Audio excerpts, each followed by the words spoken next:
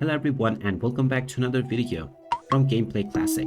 In this video, I'm going to show you how to unfriend someone on the FIFA mobile game.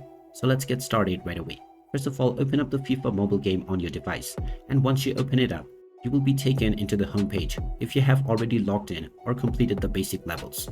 Now, if you wish to unfriend someone from your game account, just tap on the friends option at the top right corner. This will now take you into your friends menu. You will be able to see all of your friends that you have within the game friends page. If you wish to unfriend someone, simply click on the drop down menu alongside their profile and you will see the unfriend button. Tap on this and then you can confirm by tapping on unfriend once again. Once you confirm this person will be removed as a friend from your account right away. You can also remove any pending requests by tapping on the withdraw request option. And there you have it. That is how easy it is to unfriend someone on the FIFA mobile game. If you find this video helpful, make sure you hit that like button and subscribe to our channel if you haven't done so already. Also ring that notification bell to never miss another update from us. Thank you for watching and I will see you again in the next video.